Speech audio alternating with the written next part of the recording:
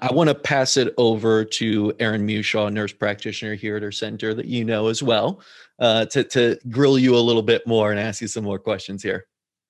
So for me, I'm all about preventative care, right? And this starts in my mind way before the child is even born.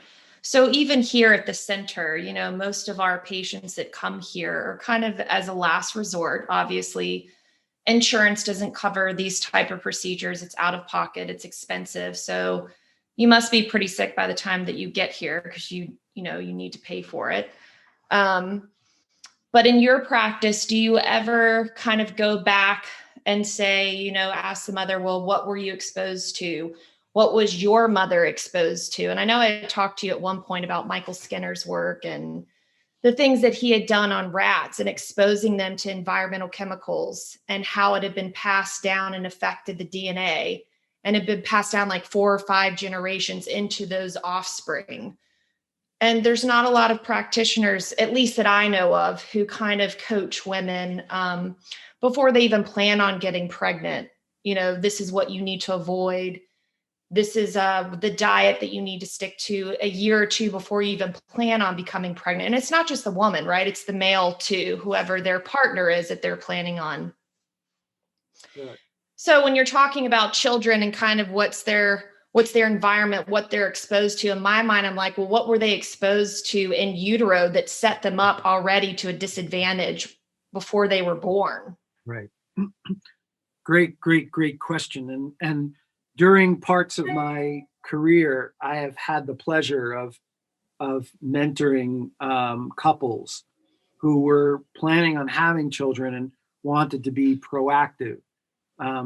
One, to be able to get pregnant in the first place, and 2, to be able to maintain healthy pregnancies. And, all we have to do, Erin, is go through the 5 ways in which information comes into the body, right? So look at air, smoking, not smoking.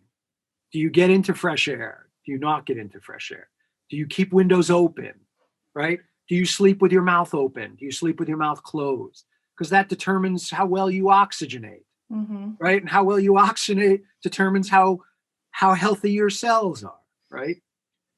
So do you exercise? Are you moving your lungs? Are you opening up your lungs, right? Are you near a forest? Are you near an ocean? Are you near places where you can get negative ions? Are you just in concrete?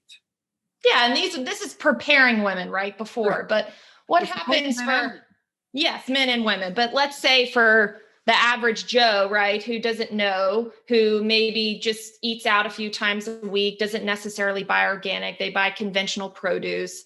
They're not paying attention to air purifiers in their home. They haven't looked into the chemicals on their furniture. They're not taking their shoes off when they enter the home.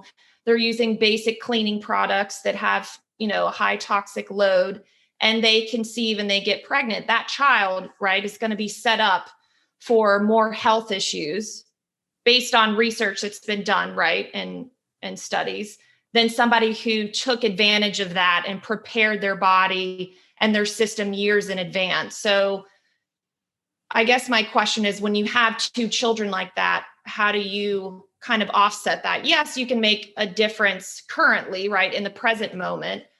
But for a child that had parents who took precautionary steps to make sure that they weren't exposed to things in our environment versus the parents who weren't aware, do the treatments differ? How do you change if their detoxification pathways and their ability to methylate isn't as great? Right. Okay. So there are multiple approaches to that answer, because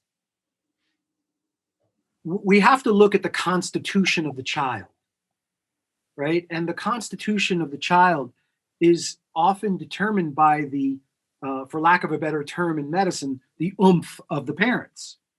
And believe it or not, there is a difference in the constitution of children who are conceived naturally versus children who are conceived by IVF. IUI or IVF. Mm-hmm. In Chinese medicine, it's called prenatal Jing, which is the oomph of the parents before they get pregnant, which is, what we've been talking about. And then it's the postnatal Jing, which is, how much stress has been put on the child during pregnancy and after birth that then weakens the constitution, that weakens the child's ability to be strong, to have enough oomph. And certainly I have seen that, children who are born IUI or IVF, who are C-section, who are formula fed, who are fully vaccinated, who are on multiple antibiotics, they're usually weaker. Their oomph, their ability to withstand the load and the sensitization is much lower. And so how do we give them the oomph back? That's so those are the kids. Those are the kids where being more mindful of the materials going into their bodies is even more important than in other kids. Now, obviously I'm speaking Chinese medicine a little bit. I work with acupuncturists who do Chinese medicine for this very reason, because I don't see Western medicine's ability to strengthen that Jing. Now, part of the way to strengthen the Jing is to stop weakening it. But there's still an underlying weakness. There's underlying lack of resilience that must be supported. Now, certainly there are nutraceuticals that you can do it with. There's homeopathy you can do it with, right? There's energy medicine you can do it with.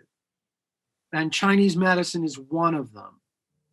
But there's only so far you can take that oomph, because it's what you were given when you were born. You can't change that battery.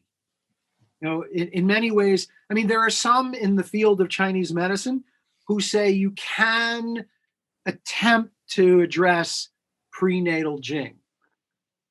But once you're born, it's set in.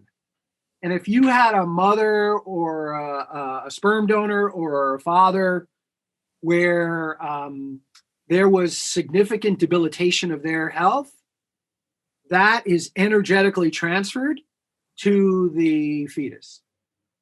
And then the postnatal information will either support the strengthening of it, or it may weaken it.